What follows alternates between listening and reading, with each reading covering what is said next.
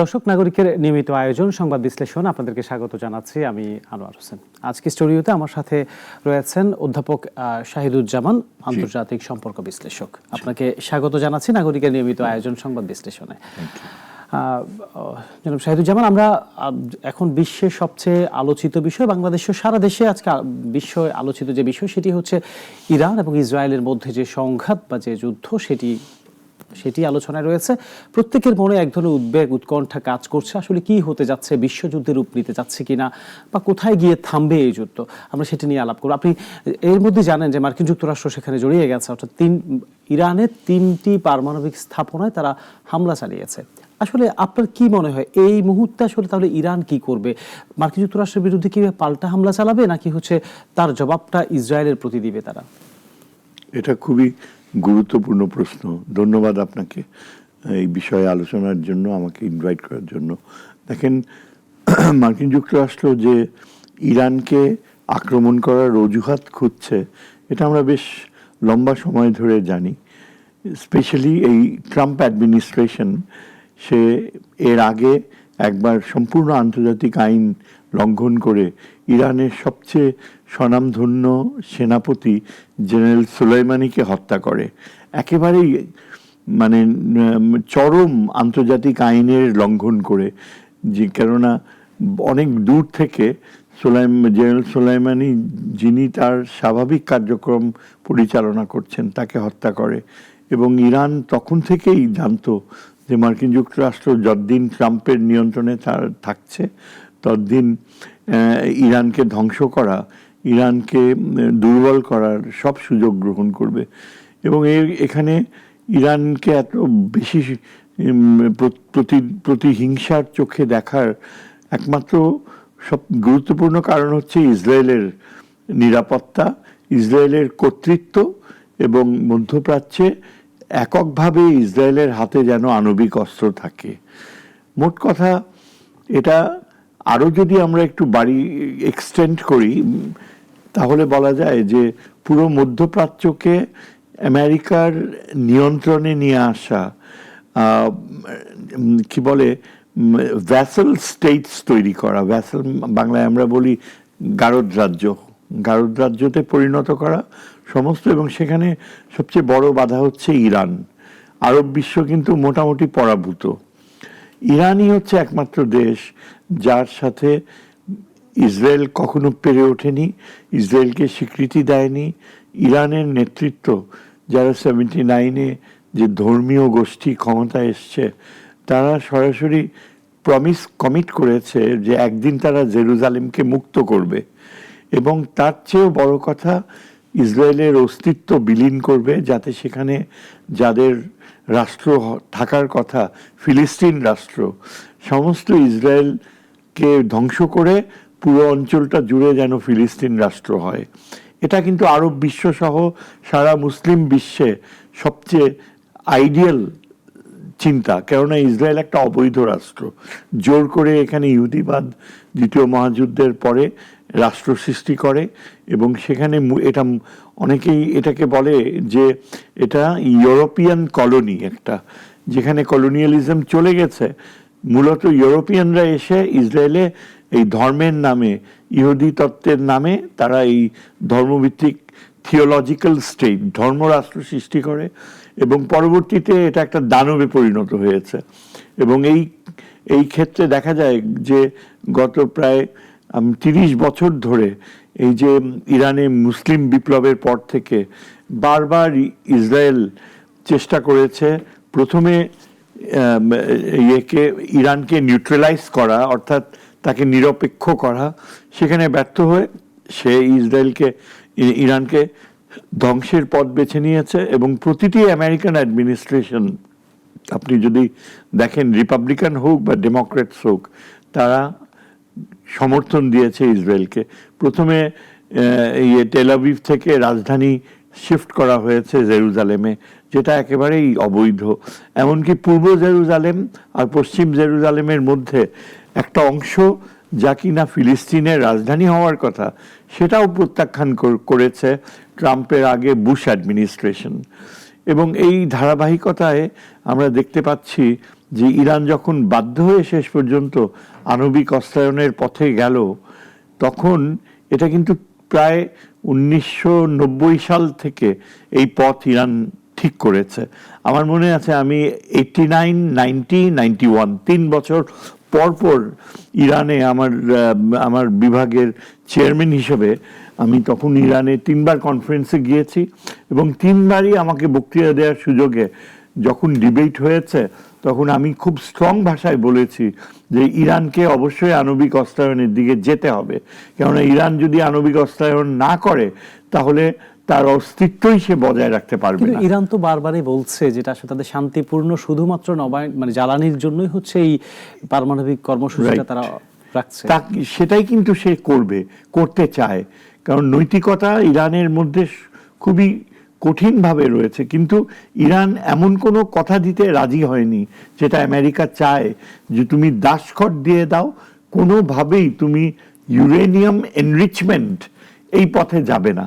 কেননা uranium enrichment 90%, uranium যেই ধাতু সেটা 90% পরিশোধিত হলেই নিউক্লিয়ার ওয়েপনের দিকে যাওয়া যায়।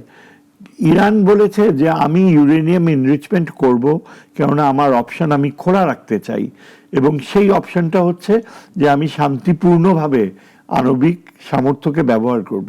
অস্ত্রায়নের দিকে আমি যাব না কখনো, যদি না আমাকে বাধ্য করা হয়।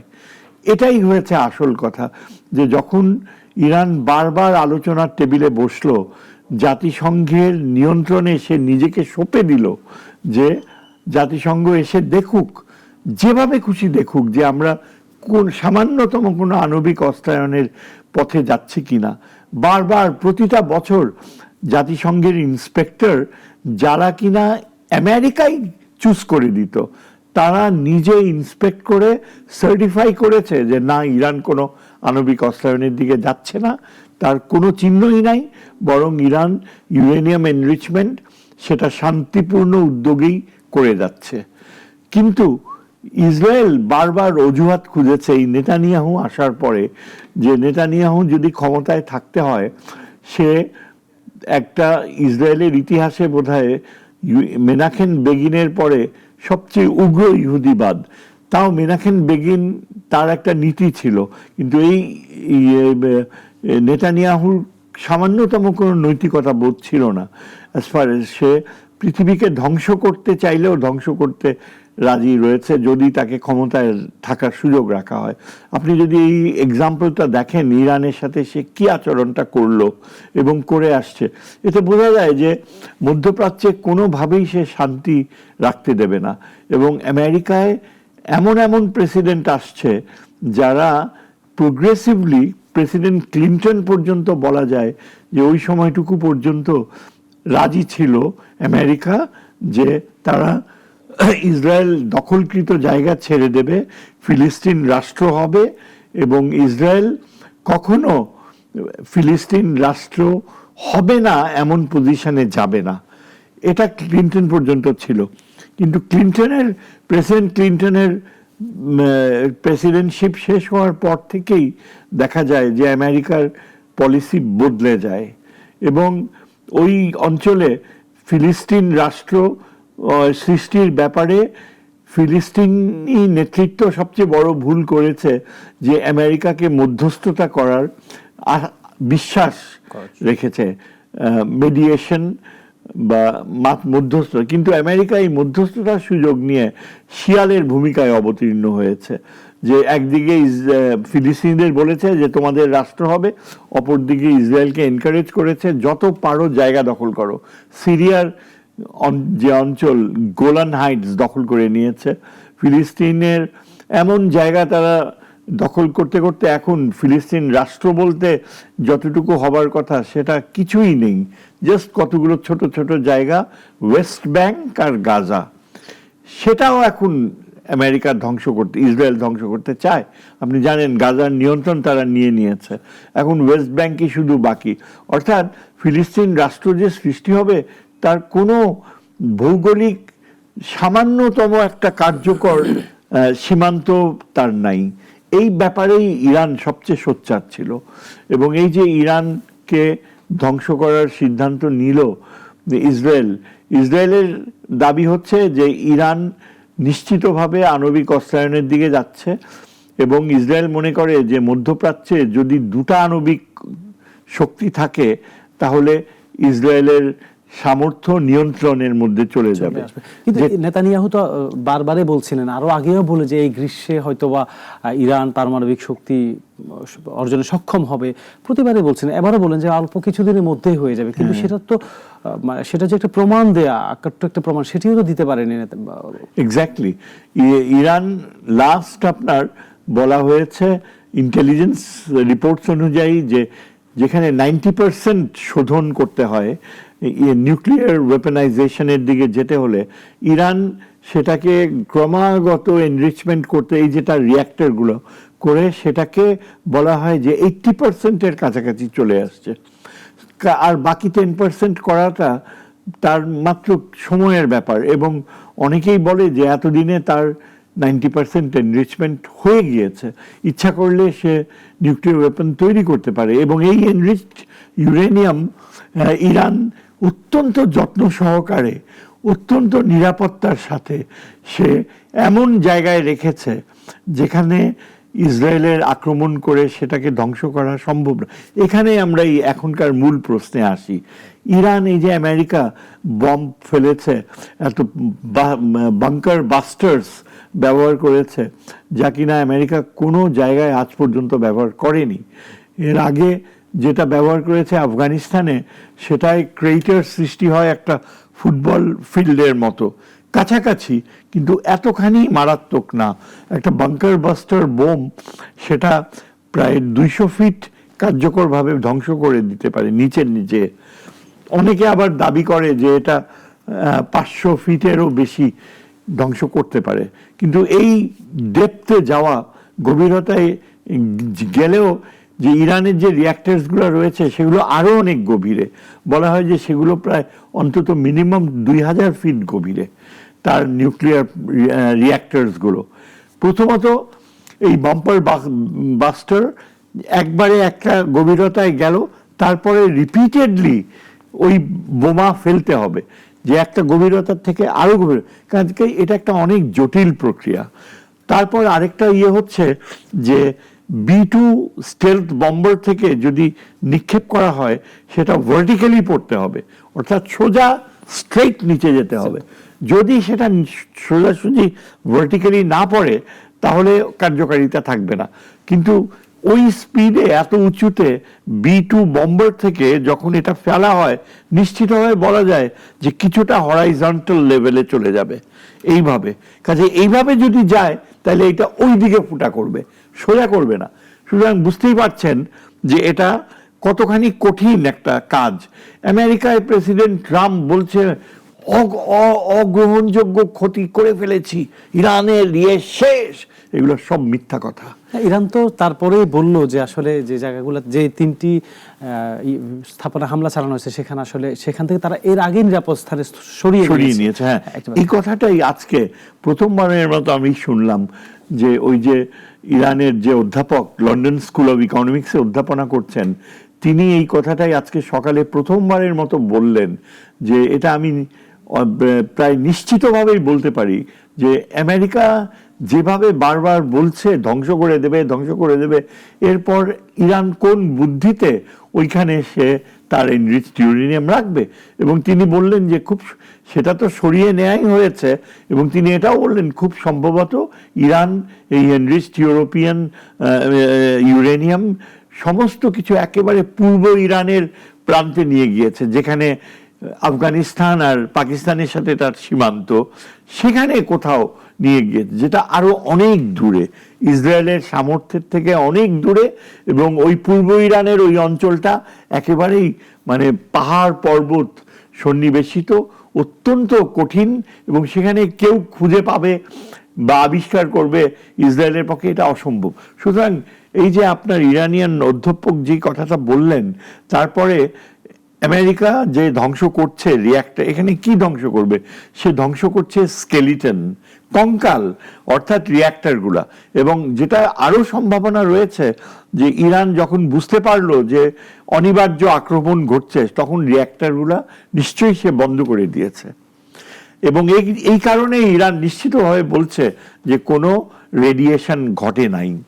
তাহলে এখন ইরানের আসলে পদক্ষেপ কি হবে? সে কি ইসরায়েলের হামলা চালাবে, না মার্কিন যুক্তরাষ্ট্র যে হামলা চালিয়েছে, নরমালি তো একটা প্রতিশোধ দেওয়ার প্রবণতা সবসময় থাকে, তাহলে দেখেন ইরানের তো ক্ষতি সাধন হয়েছে, তাতে অস্বীকার করার কোনো উপায় নাই।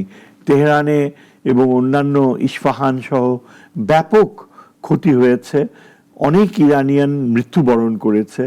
এখন ইরান দেখতে পাচ্ছে যে ইসরায়েলকে যদি নিবৃত্ত করা না হয়, তাহলে ইসরায়েল শেষ পর্যন্ত ইরানের জনগোষ্ঠীর উপর আক্রমণ করবে, ইরানের ইনফ্রাস্ট্রাকচার ধ্বংস করে দেবে, ইরানের অর্থনৈতিক যে সামর্থ্য রয়েছে, এমনকি ইরানের যে বিশাল পৃথিবীর অন্যতম বিশাল সমুদ্রে যে গ্যাসের ভান্ডার, যেটা কুয়েত কাতারের সাথে ভাগ করে, পার্শ্ববর্তী রাষ্ট্র কাতার, এই গ্যাসের ভান্ডার বলা হয় যে 500 বছর টিকে থাকবে। এবং এই গ্যাসের ভান্ডার ও তেলের ভান্ডার থেকে চীনকে সে সবচেয়ে বড় বায়ার হচ্ছে চায়না, যার কারণে চায়না নিজে বলেছে যে ইরানকে আমরা ধ্বংস হতে দিতে পারি না, কেননা ইরান হচ্ছে আমাদের আর্টারি, এনার্জি আর্টারি, অর্থাৎ আমাদের রক্তনালী। এই রক্তনালী যদি ধ্বংস হয়ে যায়, তাহলে চীনের জন্য ভয়াবহ ক্ষতি হয়ে যাবে। সুতরাং ইরান এটা জানে ভালো করে যে মার্কিন যুক্তরাষ্ট্র চাইবে না যে তেলের দাম বাড়ুক, কারণ এটা ধ্বংস হয়ে যাওয়া মানে সাথে তেলের। এখন ইরান আরেকটা যেটা করতে পারে, যেটা করার সবচেয়ে সমূহ সম্ভাবনা, সেটা হচ্ছে হরমুজ প্রণালী বন্ধ করে দেয়া। আমি মনে করি যে হরমুজ প্রণালী বন্ধ করার ব্যাপারেও ইরান অনেকবার চিন্তা করে দেখবে, কেননা ইরানের উদ্দেশ্য হচ্ছে পৃথিবীর অন্যান্য অর্থনীতিগুলোকে ক্ষতিগ্রস্ত সে করবে না। কারণ একবার যদি চায়না, রাশিয়া, ইউরোপ বা তৃতীয় বিশ্বের আমাদের দেশগুলো হরমুজ প্রণালী বন্ধ করলে যদি তেলের দাম বেড়ে যায়, তখন আমেরিকা এটাকে প্রচার করবে যে ইরান সন্ত্রাসী কার্যকলাপে লিপ্ত হয়েছে। ইরান খুবই সাবধান তার ইমেজ সম্পর্কে। আমরা এটা জানি যে, আমি মনে করি ইরান হচ্ছে পৃথিবীর অন্যতম সভ্য জাতি, অনেক প্রাচীন সভ্যতা, এবং তার সভ্যতার যে আচরণ প্রক্রিয়া, তার কাছাকাছি ফ্রান্সের মতো এত প্রাচীন সভ্যতা ফ্রান্স পর্যন্ত আসতে পারে নাই। ইরানের যে নৈতিকতা বোধ, কাজে ইরান কখনো এটা চাইবে না যে হরমুজ প্রণালী বন্ধ করে বিশ্বে একটা কৃত্রিম তেল সংকট সৃষ্টি হোক। আমেরিকাকে শাস্তি দিতে চাইবে। কাজে আমার ধারণা, এবং অনেকে আমার সাথে একমত, যে ইরান খুবই কেয়ারফুলি হরমুজ প্রণালী বন্ধ না করে সে হয়তো মার্কিন জাহাজগুলোকে আটকাবে, কিন্তু সেটাও তার জন্য অনেক কঠিন হয়ে যাবে, কেননা আমেরিকার যে নেভাল ফ্লিট রয়েছে, ইরান চাইবে না প্রভোগ করতে আমেরিকাতে, কারণ ট্রাম্প বলেই দিয়েছে যে এটাই মাত্র শুরু।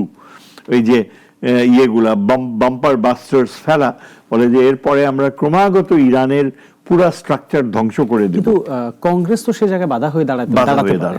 এখন অলরেডি তারা ডেমোক্রেটরা বলছেন, রিপাবলিকানরা বলছেন, তাহলে কি ট্রাম্প কি চাইলেই পারবেন এই হামলাটা অব্যাহত রাখতে? পারবে না। এমনকি এই যে সে যুদ্ধ ঘোষণা করেছে, এই যে আক্রমণ করেছে, আমেরিকান আইনে এটা অবৈধ, এবং কংগ্রেস ঘোষণা করেছে, সেখানে শুধু ডেমোক্রেটসরা নয়, রিপাবলিকানসরাও রয়েছে, শুধু উগ্র ডানপন্থীরা যারা ট্রাম্পকে সাপোর্ট করে, উগ্র ডানপন্থী বাদ দিয়ে বাকি কংগ্রেসে আমরা দেখেছি হিসাব যে ডেমোক্র্যাটরা তো ওভারওয়েলমিং মেজরিটি ইরানের যুদ্ধে যাবে না, এবং কংগ্রেসের পারমিশনের কথা তারা ইনসিস্ট করেছে যে এই যে যদি যুদ্ধে যায় ট্রাম্প, এটা অবৈধ যুদ্ধ হবে। রিপাবলিকানরা এটা সরাসরি বলেনি, তবে রিপাবলিকানরা বাধা দিয়েছে। এবং আজকেও আমরা খবরে জানতে পেরেছি যে এই যে ইরান আক্রমণ করা হয়েছে, Trump has to go to the Congress, কংগ্রেসের কাছ থেকে সে সম্মতি নিতে হবে। অর্থাৎ আপনি যদি যুদ্ধে যেতে বাধ্য হন হঠাৎ করে, তখন নিয়ম হচ্ছে আপনি কংগ্রেসকে রিপোর্ট করবেন যে আমার উপায় ছিল না, অস্তিত্বের প্রয়োজনে আমাকে যুদ্ধে যেতে হয়েছে। কিন্তু এই ক্ষেত্রে দেখা যায় যে ট্রাম্প অনেক আগে থেকেই ঘোষণা দিচ্ছে, অনেক আগে থেকেই যুক্তি দিচ্ছে, এবং অনেক আগে থেকেই রিপাবলিকানস আর ডেমোক্র্যাটসরা এই যুদ্ধের বিপক্ষে অবস্থান নিয়েছে। এই পরিস্থিতিতে ট্রাম্প অলরেডি আমেরিকান আইন ভঙ্গ করেছে, সে কংগ্রেসকে জানায়নি, কংগ্রেসের সম্মতি নেয়নি। এই কি শুধুমাত্র তাদের সে দেশের কংগ্রেসের একটা বাধা? একই সাথে কি ধরুন রাশিয়া, চীন যেহেতু ইরানের সাথে দারুণ স্টেক হোল্ডার, আপনিও জানেন যে তাদের যে পারমাণবিক স্থাপনাগুলো আছে ইরানে, সেখানে রাশিয়ানরা হচ্ছে তদারকি করছেন বা টেক কেয়ার করছেন, তো সেই জায়গা থেকেও তো ওরাও তো এক ধরনের বাধা হয়ে দাঁড়াতে পারে। অফকোর্স, শুধু বাধা না, আপনাকে আমি নিশ্চিতভাবে বলতে পারি যে প্রেসিডেন্ট পুতিন কিন্তু স্টার্ন ল্যাঙ্গুয়েজে ওয়ার্নিং দিয়েছে, স্টার্ন ল্যাঙ্গুয়েজ শব্দটাও ব্যবহার করেছে। পরশুদিন ক্লিয়ারলি মার্কিন যুক্তরাষ্ট্রকে জানিয়ে দিয়েছে যে যদি আমেরিকা ইরান আক্রমণ করে তাহলে রাশিয়া চুপ করে সহ্য করবে না, রাশিয়া পাল্টা ব্যবস্থা নেবে। এখন রাশিয়া হচ্ছে পৃথিবীর অন্যতম শ্রেষ্ঠ মিসাইল শক্তি ব্যবহারের সামর্থ্য রয়েছে এমন দেশ, যে ইউক্রেনের সাথে দীর্ঘ সময় সে মিসাইল পরীক্ষা করেছে, মিসাইল যুদ্ধ করেছে। আমি সেই প্রশ্নটাই আসছিলাম, কত দূর পর্যন্ত রাশিয়া আসলে ইরানকে সমর্থন দিতে পারে, একেবারে প্রত্যক্ষ বা পরোক্ষভাবে, যেহেতু রাশিয়া আবার ইউক্রেনের সাথেও লড়াই করতে হচ্ছে। এটাই এখন দেখবার বিষয়। আমরা জানি যে প্রেসিডেন্ট পুতিন যখন বলেছে, এই কথাও কিন্তু পুতিন সাহেব বলেছে যে ইরান এখন পর্যন্ত আমাদের কাছে সাহায্যের হাত বাড়ায়নি, ইরান আমাদেরকে কিছু বলেনি, কিন্তু আমরা জানি যে আমাদের সবচেয়ে নাজুক পরিস্থিতিতে ইরান সবচেয়ে আমাদেরকে সাহায্য করেছে। রাশিয়া ও পুতিন ইরানের প্রতি প্রচন্ডভাবে কৃতজ্ঞ। রাশিয়া এটা বলেছে, পুতিন পরশুদিনও বলেছে যে আমরা যে সাহায্য পেয়েছি, ড্রোন দিয়েছে, এমনকি মিসাইল প্রযুক্তির ব্যাপারে প্রচুর সাহায্য করেছে, বলে যে আমরা সেটা ভুলি নাই এবং যথোপযুক্ত ব্যবস্থা নেব। তারপরে পুতিন আমেরিকাকে ওয়ার্নিং দিচ্ছে যে আমরা এটা কখনো অ্যাকসেপ্ট করব। এখন আগামী 24 ঘন্টা, আগামী 48 ঘন্টা, আগামী দিনগুলোতে আমরা দেখব যে রাশিয়া কি পন্থা অ্যাডপ্ট করে। আমার ধারণা হচ্ছে যে রাশিয়া উচ্চবাচ্য করবে না, মৌখিকভাবে যত ডিসপ্লে করে আমেরিকা, তখন কিন্তু যেটা ইংরেজিতে আমরা বলি the bang is louder than the bite. হ্যাঁ, আপনি শব্দ করছেন কিন্তু কামড় দিচ্ছেন না। রাশিয়া শব্দ কম করবে, কামড় দিবে। চীনেরও একই নীতি। চীনের আসলে ভূমিকা কি হতে পারে? কত দূর পর্যন্ত ইরানের জন্য আপনি চীন যেতে পারে? যে একটু আগে আপনি বলছিলেন যে আসলে তেলের যে বা গ্যাস তেলের যে আসলে সাথে তাদের যে সম্পৃক্ততা, চীন বড় আমদানিকারক সেই দেশটির, তাহলে চীনের সাথে ইরানের এক ধরনের দারুণ বন্ধুত্ব আছে, আর মার্কিন যুক্তরাষ্ট্রকে চীন সরাসরি প্রতিদ্বন্দ্বী ভাবে। তাহলে সেই জায়গা থেকে আসলে চীনের ভূমিকা কি হতে পারে এই জায়গায়? খুব উপযুক্ত প্রশ্ন। দেখেন, চীনের যে শুধু ইরানের কাছ থেকেই যে গ্যাস নিবে তা না, সৌদি আরবেরও যে গ্যাস পাইপলাইন, যেখানে সৌদি আরব সমুদ্র ঘুরে স্ট্রেটস অফ মালাক্কা দিয়ে চীনকে তেল পাঠাতো, সেখানে সরাসরি সৌদি আরব ইরানকে অনুরোধ করেছে যে সে তেলের পাইপলাইন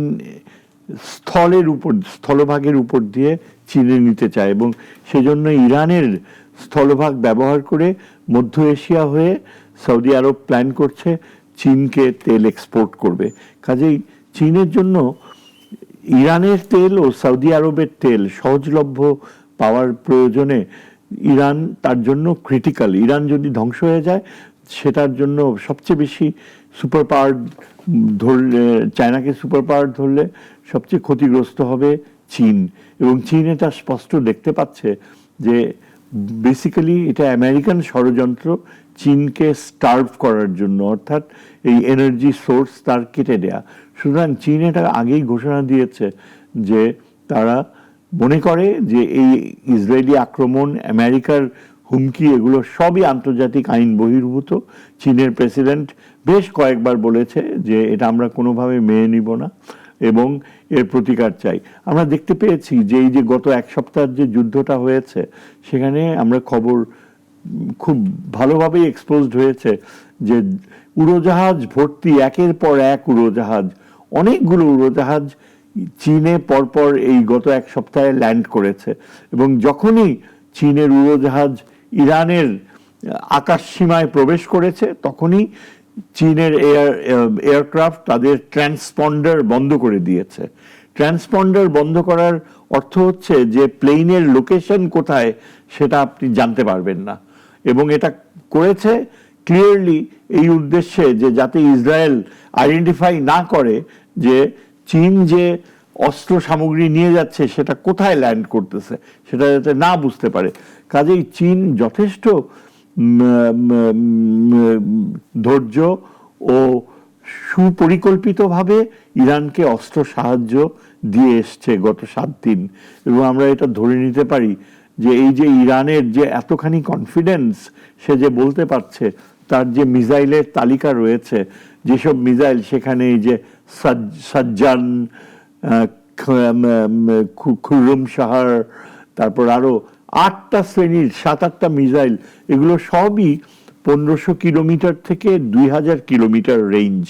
এবং এগুলো এত শক্তিশালী যে ইসরায়েলের যে ডোম সেটা ভেদ করে প্রবেশ করতে পারছে। ধরেন 100টার মধ্যে 50টা আটকাইলো, 60টা আটকালো, 30টা বা 40টার মতো তারা এখন প্রবেশ করছে। আমার ধারণা যে এই গত এক সপ্তাহে প্রচুর মিসাইল প্রযুক্তি, স্পেয়ার পার্টস, এমনকি অন্যান্য যেসব এই যে এয়ার ডিফেন্সের জন্য যেসব সরঞ্জাম, সেগুলো চীন প্রোভাইড করেছে। আপনি হয়তো জানেন যে এই যে ভারত পাকিস্তান যুদ্ধের সময় চীন কিন্তু পাকিস্তানকে প্রচণ্ড সহযোগিতা করেছে। Air umbrella, air defence framework চীনের স্যাটেলাইটসের মাধ্যমে পিন পয়েন্ট করতে পেরেছে, যার ফলে পাকিস্তানের আইডেন্টিফাই করা ভারতীয় মিসাইল অনেক সহজ হয়ে গিয়েছে। অনেক দূর থেকে, 200 কিলোমিটার দূর থেকে পাকিস্তানের বিমান ভারতীয় ইয়েকে, ওই যে 6টা প্লেন ফেলেছে, কিন্তু তারা দেখেও নাই, তারা চেইজও করে নাই। এবং এইখানে চীনের কিন্তু গোয়েন্দা ইনফরমেশন কাজে লাগছে। একই ইনফরমেশন আমার ধারণা প্রচুরভাবে যদি চীন এখন সামনে এয়ার ডিফেন্স স্ট্রাকচারটা চীন তৈরি করে দেয় বা চীন সেখানে থাকে, আমরা জানি যে এই যুদ্ধে আপনি বলছেন যে এই ব্যাপারটা আসলে পরোক্ষভাবেই তো এই সহযোগিতাটা করছে চীনের, তো আর এই অভিজ্ঞতাটাও নেই যে রাশিয়া যেমন হচ্ছে ইউক্রেনের সাথে একটা ধরনের যুদ্ধের অভিজ্ঞতা আছে, তো চীন এই নিকটবর্তী সময়ে সীমিত অভিজ্ঞতা পাকিস্তান ভারত যুদ্ধের সময় সে সাকসেসফুলি পাকিস্তানকে হেল্প করেছে।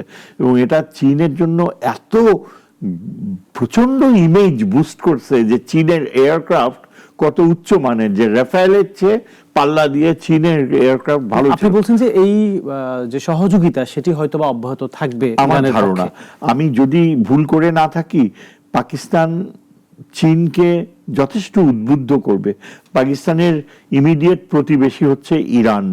ইরানের সাথে তার বিশাল স্থল সীমান্ত, যদিও বলা হয়েছে সেটা বন্ধ, কিন্তু এটা হচ্ছে অফিসিয়ালি বলার কথা আমেরিকার কানে ঢোকানোর জন্য বা ইসরায়েলের কানে ঢোকানোর।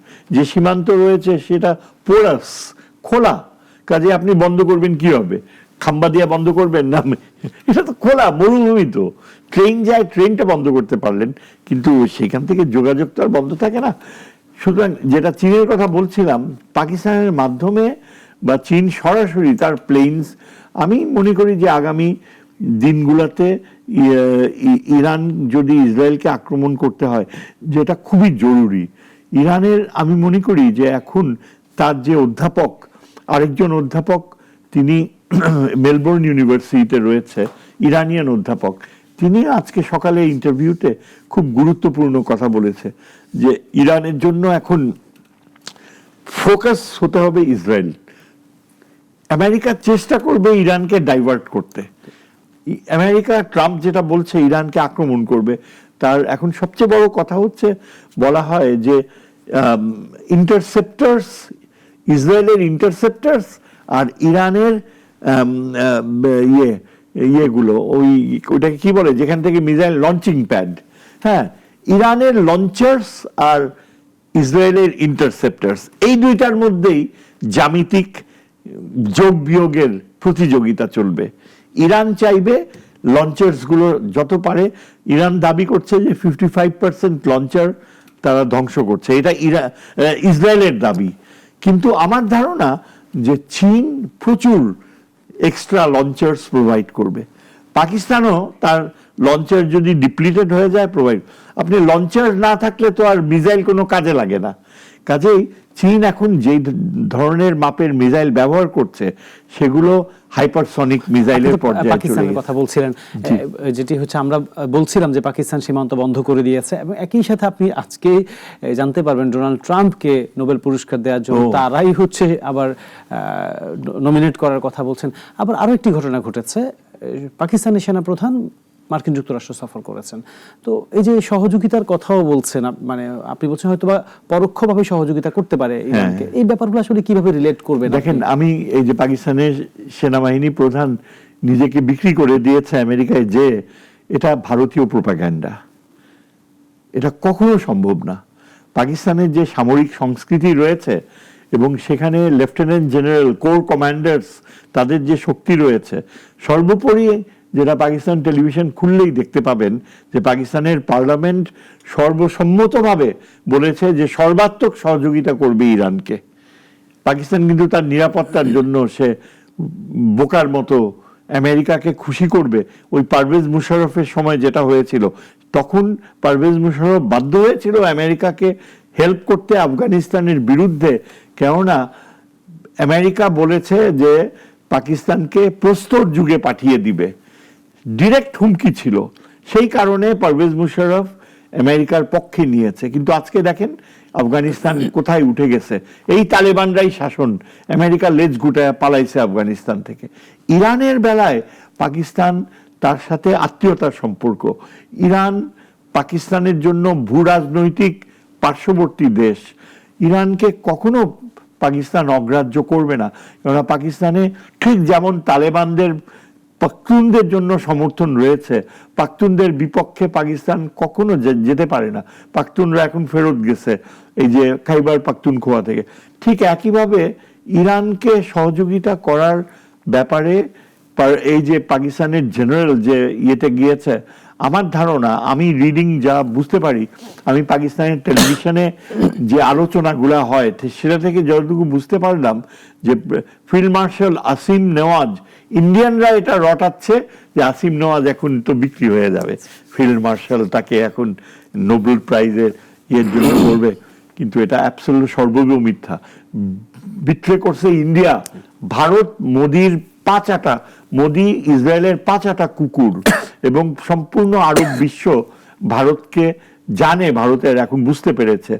এবং এমনও রিউমার ছড়াচ্ছে যে ভারতীয়দেরকে 48 ঘন্টার মধ্যে ইরান ত্যাগ করতে বলা হয়েছে, এবং যেসব ভারতীয় বংশোদ্ভূতরা ইরানে গোয়েন্দা বৃত্তি করেছে, অলরেডি ইরান সরকার তাদের ফাঁসি দিয়েছে।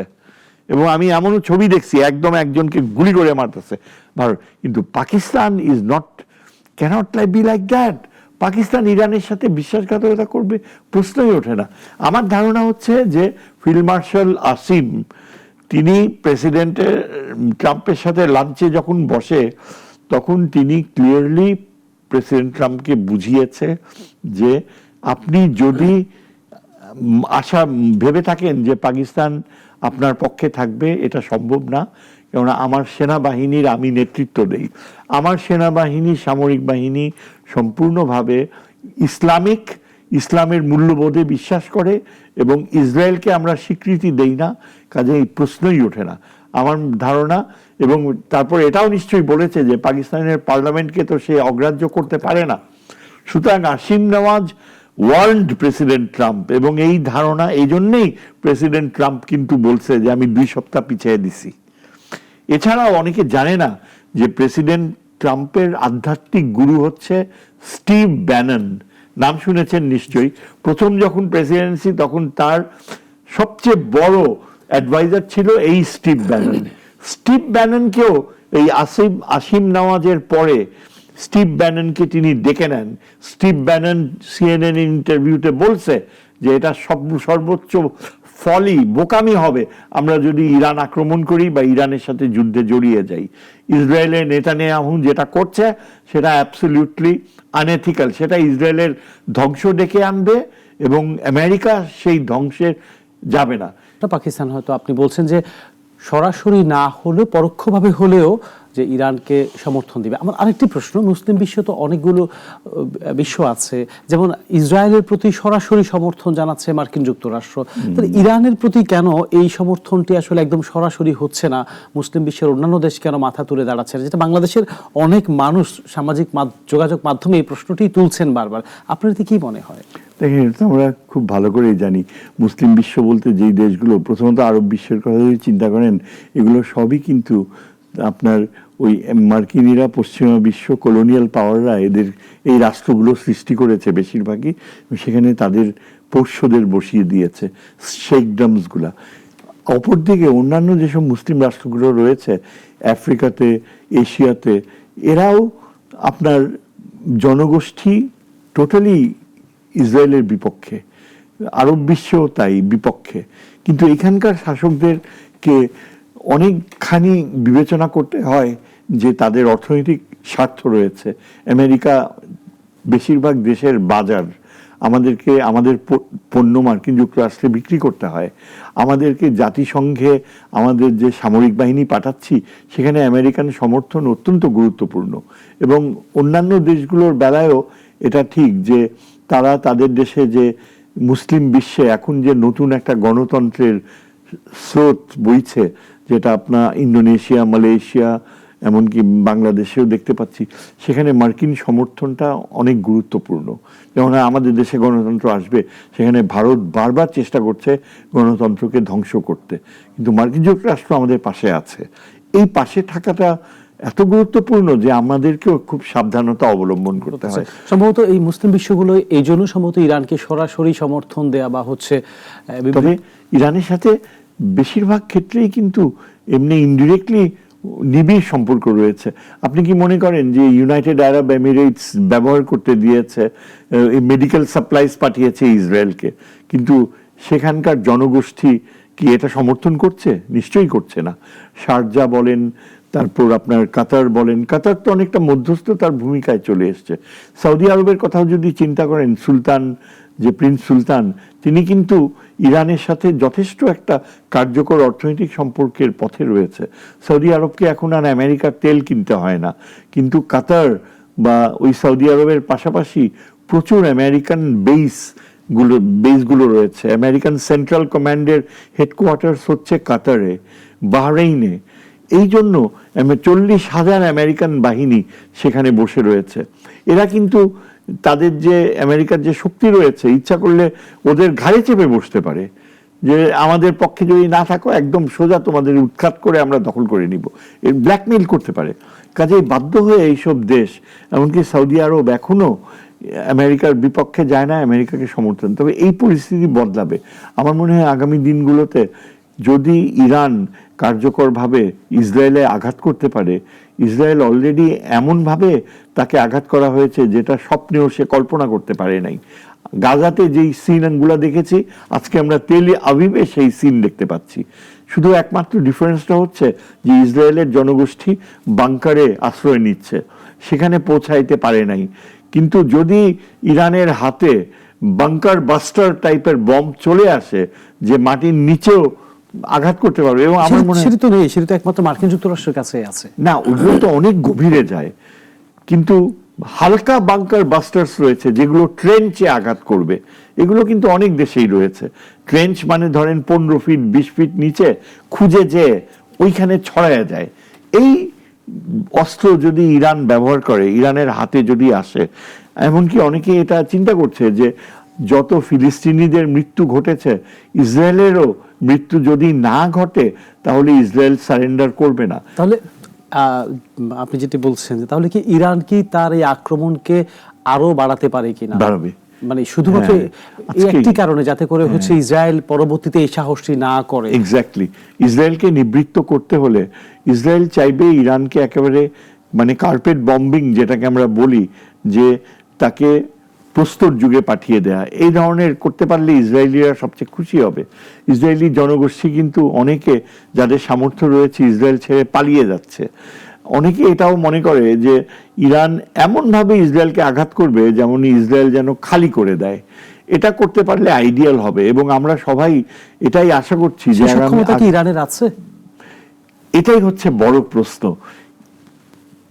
চীন এবং রাশিয়া তারা আগে কখনো ইসরায়েলের অস্তিত্ব নিয়ে প্রশ্ন তুলেনি, কিন্তু আজকে তারা দেখতে পাচ্ছে যে ইসরায়েলের অস্তিত্ব পুরা মধ্যপ্রাচ্যে আমেরিকাকে প্রচন্ড শক্তি দেবে, ইউনিপোলার পাওয়ারে পরিণত হবে এবং মধ্যপ্রাচ্যের সমস্ত অঞ্চলটাই ক্রীতদাসে পরিণত হবে। আসাদকে সরাবার ফলে সিরিয়াতে যে রাশিয়ার ঘাঁটি বন্ধ হয়ে গেছে, মেডিটেরিয়ান কোস্টে তাদের ঘাঁটি ছিল। সিরিয়া আর ইরাকে রাশিয়ার যে ইনফ্লুয়েন্স ছিল সেটা এখন চলে গিয়েছে আমেরিকার কর্তৃত্বের জন্য, এবং এরা রাশিয়া চীন দেখতে পাচ্ছে যে এই পুরো ইনফ্লুয়েন্স হারাবার পেছনে রয়েছে ইসরায়েল। ইসরায়েল মানে যে কোনো পন্থা, চীনের অর্থনৈতিক সামর্থ্য ধ্বংস করতেও ইসরায়েল পিছপা হবে না যদি তার মাধ্যমে ইরানকে শাস্তি দেয়া যায়। এই উপলব্ধিটা নতুন, এই উপলব্ধি আগে ছিল না রাশিয়াতে আর চীনে। আজকে রাশিয়া আর চীন এটা বুঝতে পারছে যে ইসরায়েলকে ধ্বংস করলে তাদেরও স্বার্থে কাজে লাগবে। অর্থাৎ ইরানকে আমার ধারণা যে আগামী মাসগুলোতে, আগামী দিনগুলোতে প্রচুর অস্ত্র সাহায্য দেবে। ইরানের এখন সবচেয়ে প্রয়োজন হচ্ছে আপনার হাইপারসনিক মিসাইল, যেটা ওই ডোম ভেদ করতে পারে। এই কথা আমি আগে বললাম যে ইসরায়েলের ডোম নিয়ন্ত্রণ করার সামর্থ্য কমে যাচ্ছে। ইন্টারসেপশন শব্দটা যে আমরা ব্যবহার করি, ইন্টারসেপশন কিভাবে হয়? তিনটা স্তর ইসরায়েলের রয়েছে। তারা অ্যারো মিসাইলস, তারা সুপার ডোম, আর আমেরিকার ওই যে প্যাট্রিয়ট মিসাইল, এগুলো তিনটা স্তরে তারা আটকায়। এই আটকাবার সামর্থ্য তাদের দিন দিন কমে যাচ্ছে। যত 7 দিনে ইরান যে এত মাত্রায় মিসাইল ছুড়বে এটা কল্পনার বাইরে ছিল। আজকে সকালেও 27টা মিসাইলে 27টা টার্গেট রিচ করছে এবং সবগুলাই হাইপারসনিক মিসাইল ছিল। এক একটা হাইপারসনিক মিসাইল অনেক এক্সপেন্সিভ, অনেক কিন্তু ইরানের হাইপারসনিক মিসাইল তৈরি করারও সামর্থ্য ডেভেলপ করছে। আমার ধারণা যে রাশিয়া ইরানকে সেই প্রযুক্তি দিবে এবং এই যুদ্ধটা এটা কন্টিনিউ করবে, যেটাকে আমরা বলি war of attrition. War of attrition মানে এই যে আমাদের কারবালার যুদ্ধের মতো আটকে দেবে সবকিছু। ইসরায়েলকে যদি ধ্বংস করতে হয়, ইসরায়েলকে যদি, এই যুদ্ধটা আসলে সহসা থামবে না আমার ধারণা। কেননা ইরান এটা জানে যে সে যদি যুদ্ধ থামায় অমনি ইসরায়েল আবার ঝাঁপিয়ে পড়বে। এখানে প্রশ্ন হচ্ছে, হয় ইরান একটা শক্তিশালী দেশ হয়ে থাকবে আত্মসম্মান নিয়ে, আর না হয় ইসরায়েল একচ্ছত্র আধিপত্য করবে। সেটা করতে হলে ইরানকে একেবারে পরাভূত হতে হবে। ইরান এটা মেনে নেবে না, ইরানের সভ্যতা সেটা বলে না। আপনি হয়তো অবগত রয়েছেন যে 3000 বছর আগে ইরানের শ্রেষ্ঠ সম্রাট সাইরাস দ্য গ্রেট, তিনি কিন্তু ইহুদি ধর্মকে বাঁচিয়েছিলেন। যখন 3000 বছর আগে ইহুদিরা পলায়ন করছিল নিগৃহীত হয়ে, কোনো দেশে তাদের আশ্রয় ছিল না। নিশ্চয় জানেন হযরত মুসা আলাইহিস সালামের নেতৃত্বে ইহুদিরা চলে গিয়েছিল এবং এই ইহুদিদেরকে সাইরাস ব্যাবিলন শহরে আশ্রয় দিয়েছিল এবং সেই সাইরাসের মৃত্যুর পর 400 বছর ইহুদি ধর্ম লালিত হয় ব্যাবিলন অঞ্চলে। অর্থাৎ সরাসরি পারস্য সমর্থনে ইহুদি ধর্ম বেঁচে ছিল। আজকে যদি পারস্য সভ্যতা না থাকতো, ইহুদি ধর্ম বলে কিছুই থাকতো না, প্রত্যাখ্যাত ধর্ম ছিল। এবং এই কৃতজ্ঞতা বোধ ইহুদিরা দেখাতে পারে নাই। অধ্যাপক মোহাম্মদ শহীদ শাহিদুজ্জামান আমাদের সাথে যোগ দেওয়ার জন্য আপনাকে ধন্যবাদ জানাচ্ছি। দর্শক নাগরিকের নিয়মিত সংবাদ বিশ্লেষণ আজকের মতো এখানেই শেষ করছি। সবাইকে ধন্যবাদ।